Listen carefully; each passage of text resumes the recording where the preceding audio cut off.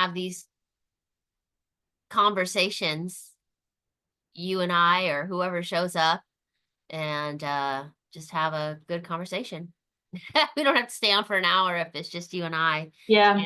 And but I If it's do, just you and I too, I mean, I'm just thinking about, yeah, what do we want to do to, um, what can we do? I think it's a yes and question. What can we do to spark more interest in and get people onto these live events? Like, how can we be more proactive and, um, you know, have people get excited about, oh yeah, that sounds like something I want to get on. we And we have to, had 6 people who responded interested, so that's a good yeah. sign. I always Yeah, think that's yeah. Well, I think we have to be excited, and my excitement level has been a little less than normal because just because of, whatever. Uh and I think for me too, yeah, it's just consistency and repetition. Like they yeah, have to see it over and over and over again right. because they forget. I forget, people say, oh, Yeah. I'm doing XYZ and, not always does it. Yeah, and I Does it mean, I think click? it's super helpful, like sharing a story about, how networking is helping us in our businesses and how it's helping us grow as That's individuals. actually that's a good idea for just a blog post about Yeah, networking. absolutely. And I think that this morning there was a conversation regarding, how do you follow up with referrals? And I know if that's a weak area with me is asking for referrals and then following up with referrals. So I know that I'm, just missing out on potential people that I could serve and that could benefit from what I offer. So, Yeah, right. yeah. In a way, those are the low-hanging fruit because they're already like they have trust with somebody who's recommending and referring you. Right. And so Yeah. yeah, you have that much more credibility already with those people. Yeah. And then, one of my clients that I served yesterday, um, I was I was like, do I really want his friends to come in to the office after he, was describing some of his life, and I'm just like, his life is very interesting and very different from my life. So, um, then there's that. It's like, do you want to have the client's friends, as referrals? I don't know. I mean, but yeah, but I mean, friends can be so different, Yeah, right? that's true. Like it's still worth like, yeah, I think you do. I think you definitely do because you don't know until you talk to that person directly what they're about. And, it's interesting when you talk to people who is a friend of a friend, right? And you get their perspective and you do have this assumption that they're going to be quite similar and sometimes they're just totally not. And, like they even think their friend is kooky. Yeah, yeah, yeah. So they're still their friends, but they think they're kind of kooky. That totally reminds me of another situation I had where I served a couple, but separately. And so I got the story from both angles, and it was just super interesting to hear Yeah. How their one person different saw it versus the perspectives. other. Yes, yes, Right. it was fascinating. Oh my gosh. Yeah, Yeah. absolutely. Right. One person there's no, it's that whole thing of there is no absolute truth. There's only everybody's version of the truth, right? Right. Everybody has a story. And we've been Yeah. making it all up in our head.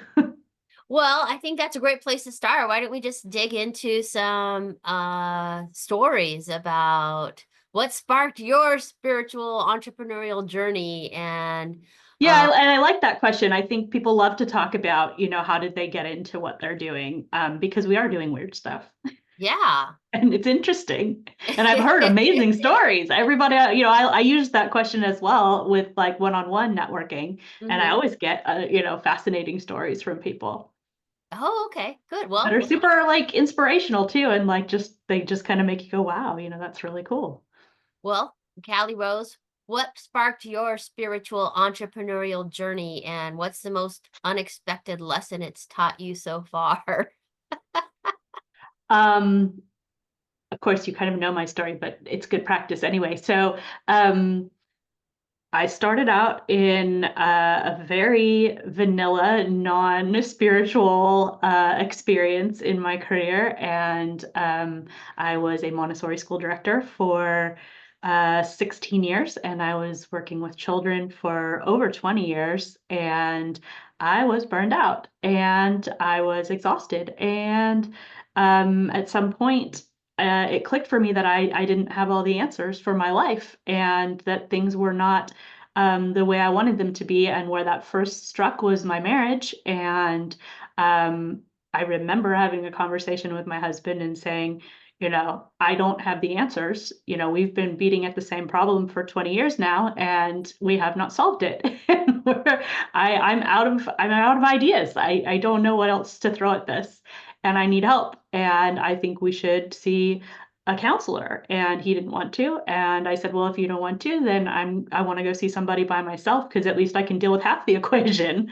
And that was such a huge turning point for me. And I was really lucky in that the first therapist that I went to, who I found on the internet, shot me down, and I went to one session with her, and she said, I don't think I'm the person to work with you.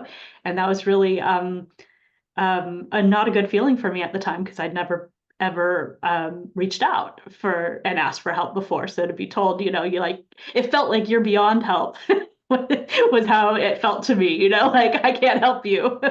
Maybe try this person, right? I was like, wow, I must be super broken. But she actually gave me like 3 referrals, speaking of referrals. And, I went and checked out their website, and one really vibed for me. And it was, something really drew me to this particular one. And she ended up being fantastic for me. And I worked with her for about a year. And she was super into metaphysical stuff, which it was new to me. I think probably I was drawn to the website. Mentioned her spirituality and so forth. And I always considered myself a spiritual person, although I have a really different definition of that today than I did at that time. But she was the first person who said, "Hey, have you ever been to see an astrologer?" And I said, "No, that sounds kooky." Why would I go see an astrologer? And she's like, "Oh, I know this guy, and he's great, and he's done a reading for me, and I'm going to give you his name. You should do it. You should do it. It's really interesting." And I said, "Okay." And it was really interesting in that I couldn't believe, this person that knew zero about me, could have such a powerful idea about who I was, based on some astrology thing that I knew literally zero nothing about. And it really was a while still, but I think it sort of that lit the fire of like, what is this astrology stuff about? And I think it was probably a good year where I was just like, cruising around on the internet and looking at this and that and getting more and more like my interest was piqued, but I had no idea what to do with it all. And so that brought me into actually taking a class eventually, and wanting to actually be able to put the pieces of the puzzle together, I guess, is how I would say it. And when I did that, when I took that step, it was just like it just opened this huge new realm to me, and I just became super absorbed, passionate, just fascinated by this whole new world that I was experiencing for the first time, and I was in my 40s. So, you feel like you've seen it all, heard it all at some point, and this was totally new. Um, and because I just, was so enthralled with it, I was like eating and sleeping and breathing it. I would be dreaming about it, and everybody I could get a hold of a chart, I was like, what's your birth time? I want to look at your chart. Is it okay? And they're like, yeah, sure, whatever, knock yourself out. And, then I started reading for people. It's like, oh, can I share with you about your chart? And, everybody I talked to was like, oh my God, it's like you're seeing under my clothes. Like, how did you do that? and, and people started to say like, wow, this is fascinating, and like you're really good at this. Like, why don't you do this? And that's where it became an entrepreneurial journey of, I am ready to leave this world of early childhood education, and and it was sounded super crazy to me at the time, like, but what if I could run a business around this astrology that I so love and that I feel is so valuable to people because it's been so valuable to me. And here we are. So that was for it'll be 4 years ago this year, and I'm still learning. This whole entrepreneurship journey is totally full of lessons, full. I want to say the most unexpected lesson, maybe for me, has been about resilience and how this choice. It's so challenging to be an entrepreneur, and I don't think I ever realized how unresilient I was. And I've had to stay persistent and determined and get back up off the ground and accept failure and accept process, and that everything moves forward in its own time and it's not according to my timeline. So I would really say that's probably the huge lesson that's come out of it. And I would say if I was looking at this, before I started this whole journey, I would have thought I was resilient. But now I look back and realize, no, I was not. And yes, this is absolutely teaching me that. Mm. I love that story. And, when you said it was about a year later after you kind of initially had gotten exposed to astrology that you didn't, it took a little while to process and sink in. Absolutely. And Right? Like yeah. when something's new to you, you're not necessarily going to jump all in with both feet tomorrow. It takes time, especially like a big spiritual um understanding, a shift around your spiritual understanding and awareness. And at the same time, I was going through like a whole awakening process, and astrology became part of it, but it really opened up my mind and my world around what it really meant to be a human being and what we were here for. And a lot of my very fundamental beliefs changed in those few years, drastically changed. Beautiful. Yeah. Well, when I met you, all I saw was somebody who was super confident in in themselves. I'm And a good faker. No, but I have learned there's a part of me that's not at all confident. So well, there's all these parts of us, right? That's what we've learned in our journey, is that we have parts of us that want to move forward and then parts of us that don't want to move forward. And you were teaching yoga, and then you were also you were sharing master classes on positive intelligence and in the community. And I was just like, this is it for me. I hadn't got to that point yet. So I was super in awe that, you were already hosting classes in person and you didn't have a problem sharing something that you had just kind of encountered because you hadn't been studying that very long. So, it's interesting that you bring that up, and I can tell you where it came from, like why I have that ability to just yeah. jump in like that. Like in my experience in Montessori, I started out in that world knowing nothing about it. I started working for my kid. Well, it wasn't my kid's school at the time, but I mean, my kids were in preschool, and um, I needed a job, and I did have a little bit of background working with kids. And so, I got offered this position at a local preschool. And I said, well, why not? I mean, they're going to pay some childcare for me. That was part of my benefits package, and I'll be around my kids. And so I knew nothing, and I had to, learn as I went. And pretty soon they're asking me to teach it. Like I don't have any formal training. I'm an English major, okay, English literature. I have no childhood credentials at that time, right? But pretty soon, like they're just like, hey, get up on the stage and teach our 100+ teachers about positive behavior and how to manage behavior in the classroom. And I've never even been a teacher. Like I'm like, what are we talking about? I have no experience in this, right? But I learned from like so many times of doing that I didn't have to have all the experience, that like I could learn something and teach it, learn Mm. something and teach it. So I think that's exactly why I have this foolish maybe like ability to just like go, I can do that. Well, that's awesome. I mean, that's what coaching is all about, really. And helping people through whatever they're going through in their life is just finding out where they're at and finding out where you're at, and understanding that you only have to be one step ahead of that person to be able to help them over that hump in their lives, and teach what you know, and that's all that um I've ever done too. So Is how do you define yeah. expert, right? And like you say, Yeah. it's really just, we have this idea, I think it's a societal idea probably, that an expert is somebody who has years of education and years of experience, and you can't say you're an expert until you have all checked all these boxes, right? Mhm. And the reality is you really just have to be one step ahead of somebody else to be an expert. And Yeah, thank goodness. yeah, and I think also another thing about being an expert is you know where to find the answers. You know how to go look for the answers. And so when, an opportunity arises and somebody needs your help with something, you go, I can figure that out and I can teach it to you.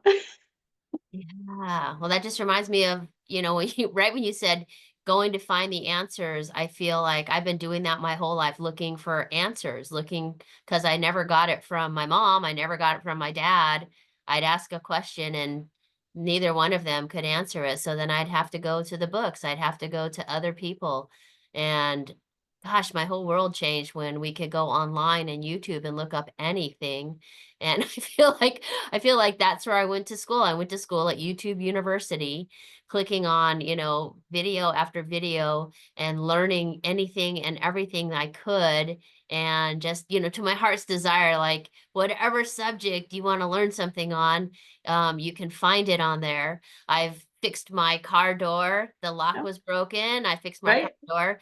I took apart my blender in my kitchen because I couldn't get the part clean, and somebody had an actual specific video on how to get this blender apart. Yep. And There's a video on everything, literally yeah, and then, everything. when I was suffering in my grieving after my father passed away and having a pain at my pinky locked up, as I was grieving for this kind of leads into my story about what sparked my spiritual Good. entrepreneurial Go journey. with it.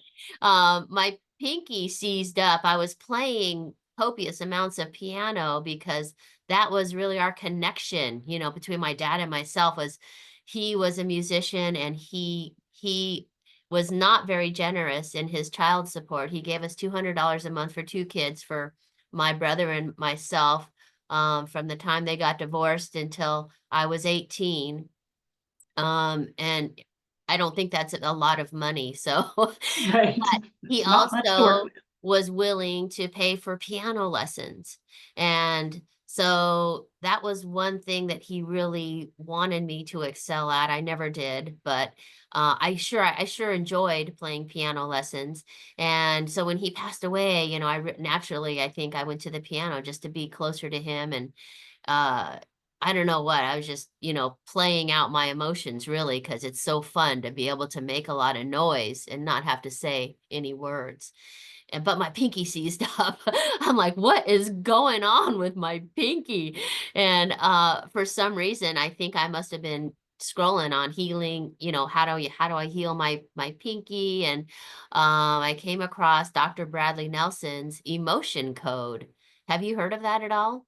That sounds familiar. I'm not directly familiar with it, but emotion code sounds like something I've heard before. So he has a system where he says that all the emotions can get trapped, and then it would cause a physical pain, right? And Right. would manifest physically. So that was kind of like my Yeah, which is like along the lines of Louise Hay and Joe yes, Dispenza yes, and exactly. maybe But I hadn't world. made that connection at all yet. So, but through his emotion code system, I figured out that uh, I was abandoned. And what had happened was my stepmom cut off all communication after my father passed away, because I think due to the money stuff. And but it could be other things too. Just maybe she really didn't even like me. Who knows? I don't know. I have no way to You connect with. say we have no idea what people's perspective is, Yeah, and what's I going on finally in their figured head. out that not everybody loves me, and that was a huge revelation and going through my personal development, that just the way I look or the way I sound or my whole energy or something about me just immediately. Some people like me, some people don't. It's not a universal appeal. So, but after I was able to figure that out, I muscle tested, actually I did the sway test. Have you heard of muscle testing? Yeah. Hmm. And Yeah, I did I've the read sway test. Dr. Hawkins Okay, yeah, is the yeah. originator, Awesome, right? Yeah. awesome. So, that's energy, and I had been exposed to this from my dentist, like no, it was another chiropractor. It wasn't maybe he was a dentist and a chiropractor. I don't know, but he exposed me to muscle testing, years ago, and I thought that was just hoo-hooey or whatever. It was stupid. But it worked as I was going through this chart of emotions, and it was abandonment. And as soon as I said that or read that, I just felt this whole like, there's just like this whole body experience. And and I didn't really connect that my pinky was feeling better right away, because sometimes when the pain disappears, you don't register that. It's only when Yeah. the pain's there that Yeah. you're focused on it. You go, But oh, wow, that headache's gone. eventually I was When like, did that happen? But it's gone. a few days went by, and then I was like, my pinky doesn't hurt anymore. Oh my God, there's something to this. And so I went down that rabbit hole, and as I do with everything, like yourself, I play full out, and I had to become a certified emotion code practitioner. And so I was just like you were with astrology. I was like, do you want to have an emotion code session for free? Just I want to practice. And I was doing my yes no muscle testing over and over on my walks, and just honing in on this power. um but I had a couple of experiences where people didn't like me telling them about their emotions being I released. didn't want to make that They connection. didn't want to make that No, thank connection. you. And it was me testing myself too, and so there was just some kind of disconnect for me there. I really wanted to be able to serve people at a deeper level. And so then I started on the video journey, the video rabbit hole, with um figuring out about where pyramids came from, and Yeah. ETs, because I have a lot of this in my background, just fascination with the invisible world, and magical events, telepathy, and moving things Fingerprints through of the the Gods. That's mind. the book. Have you read that All of one? it. What is it? It's called? Fingerprints of the Gods. Have you read that one? No, no. Oh, you got to read it. Oh, that's really Okay. good stuff. Yes. What is it? What is it about? Pyramids and all of these, huge monolithic sites around the Oh, world. okay. And Okay. this guy's a very direct experience kind of researcher. And, Uh-huh. so he goes and he visits all these places and he makes just extraordinary connections, Mhm. and, theories and so forth about, where did these come from and why are they here? And, what's the meaning of them? Fingerprints of the Gods. I think he's written there's several of those books, but you would love those. Those are fascinating. Yeah, yeah, they sound awesome. And there's so many books to read. There's so many. Graham something. Graham, I want to say Hickox, Wilcox, Graham, his Okay. something like that. Well, this is a value of, talking with another person where you get their ideas and things like that. So I'm definitely going to write that down. And um, yeah, so I went down this rabbit hole of just the supernatural phenomena, and then healing. Of course, it's always about, for me, it's always been about healing. How can I heal not only myself, but really my family members, my mother, who's suffered her whole life, and I mean, suffered with all kinds of things. She was overweight. She took like 20 medications before she passed away, and she never could solve the problem of overeating. Mhm. And she was always eating her feelings, right? Yeah. So, um, I just, it's how can I help these people? And then I had friends that were suffering with some chronic health issues, and then family members. And I came from a background of alcoholism. And so I have a lot of things that I wanted to heal. Um, and so when I heard about quantum healing hypnosis technique from Dolores Cannon, I got super interested in that too. And so I went down that rabbit hole, and I really loved QHHT as a modality and a way to heal. And my first experience was amazing. I what did I figure out? I figured out I've lived for many, many lifetimes and that my purpose is to spread joy. And that just resonated so much with me. Like, oh, that is my purpose. But once I Yeah, found exactly. out When my you find purpose, it, it is, right? It's just yeah, like, oh yeah, exactly. so it doesn't really How did I matter. not have words for that before? Yeah, well, it's so weird. It is so weird when, things come into clarity. And we talk a lot about that in the coaching world. What is clarity? And it's like a light bulb goes on for you in your head and it feels right. And it feels like you can now see at least your next step. Oh, I gotta go out and tell a whole bunch of people about this amazing healing modality because it's fantastic. And but then you get into the messy middle where you figure out that's what everybody's doing. They're all trying to shout out their message in the world, right?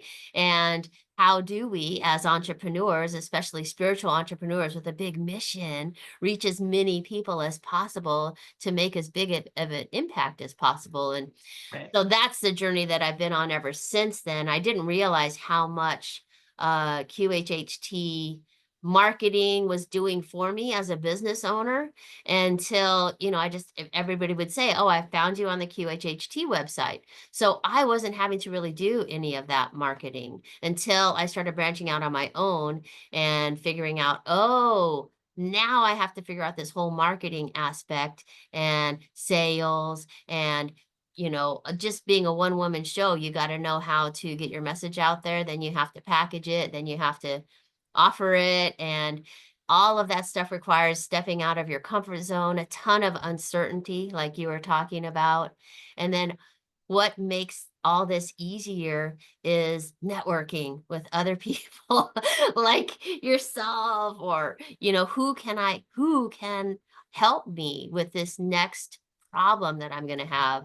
And so I think the most unexpected lesson that being an entrepreneur has taught me so far is that no matter where I'm at in my growth, I never feel like I'm there. I'm like the perfect coach or the perfect healer, or, I have all my stuff together. I keep making offers, feeling like, oh, I could know a lot more about this before I do it. And as I'm doing it, I feel pretty sometimes, you get to that place. I don't know where this is going. I don't know if this is going to work. And then it gets to the end and there's a resolution. And usually it's okay. Everything works out. And although it's not up to my standard of perfection, um, usually the other person has some amazing breakthroughs and transformations. And so that's I my, find you have to make the yeah. leap first, right? Like Ah, yeah, you if you sit around and try to think that you can prepare yourself and have all of the things that you need in order to serve at the highest level, I think that's what we tell ourselves, right? But the reality is like those opportunities don't come for you when you're in that space. Like the opportunities, you have to grab them and then figure it out. yeah, and I think it comes about through action, like Yeah. continually taking action, Mhm. be putting yourself in that uncomfortable position where you don't feel like you know everything and you're just going to do your best. That's all we can ever Yeah. do, right? And I mean, like going back to what you said before about you have a feeling, in Mhm. your body, you feel it when it's the right thing. Like, Mhm. Mhm. that is that light bulb moment. And when you feel that, even it almost certainly will terrify you, first of all, because you're going to go, I don't know how to do that. Right? And at the same time, like, that's the next thing, right? And Mhm. then you figure it out, right? Like that's what you do. And it gets more and more and more clear and you just keep taking that one next step and that one next step and that one next step and you can't have the destination in sight.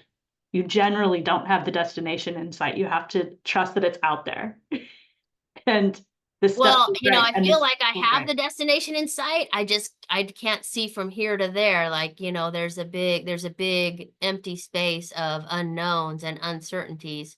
but I definitely have my vision of what I Yeah, want. yeah, yeah. I mean, that's exactly. There's that overarching, I know this is what I'm here to do. And at Uh, the same time, like, yeah, it's this like, okay, well, the next step is this. I don't know how to do this. right. And that's where, the Okay, power. what's the first thing I'm going to be doing to figure this out, right? It's that I've gotten taught through coaching is that it's not, what it's like who that can help you It is. navigate, just like we are in our next steps in hosting our Croatia retreat together. Um, Yeah. you know, who do we know that can help us get there? And we've made some phone calls and we're networking behind the scenes. And so we wanted to give you guys an opportunity to network. If you enjoy talking about your business and you want to share your offerings with the world and meet other consciously creative entrepreneurs who are out there doing the work, taking the actions, come join us for either a coffee chat that we're having I think it's the second Wednesday of the month. And then we have the Her Power Networking. Connections, the third Wednesday of the month. Is that correct? You're I'm making looking at the map, at the calendar. yeah. Yes. Third is the networking. Second is coffee talk. Yes. Yeah, yeah. It's just opportunities for us to get together and hear what you're doing so that we can, give you a referral or give you a reference, and you can give us a referral or a reference, and whoever else shows up on the call and make some deeper friendships and connections. Yeah, it's all about, finding those people that you can collaborate with, finding those people who are your potential clients, because this is where you can meet them, and this is where they get that first opportunity to get to know you, to like you, and eventually to build trust with you. So you can go from these group network meetings to one-on-ones where, you something clicks with you and somebody else on the call and you say, gosh, I'd really like to talk more to that person and find out more about what they're about. And it's so incredible. I mean, it's happened to me multiple times at this point, and it's really just making the time and going into it with just an absolutely blank slate, open mind Mm, about what you're going to get out of it, because my expectations have always been exceeded when I have that approach with it. mm. Yes, let's let go of, how things have to look or should look and just be open to the possibilities and with curiosity and empathy and kindness and compassion. So we love you and we hope to see you on a future call with us or in a live or wherever. Yes, yes, 100%. We want to share our experience with you. We want to share we want you to share your experience with us, because we are all in this together. We really are a big giant team as spiritual entrepreneurs. We all are in it for that higher purpose, and we're going to go so much further when we connect with each other. Beautiful. Well, thank you, Callie Rose, for this conversation. And thank you for tuning into the recording. We hope to meet you again. Have a beautiful rest of your week. Yes. We're gonna stop the recording here. Go.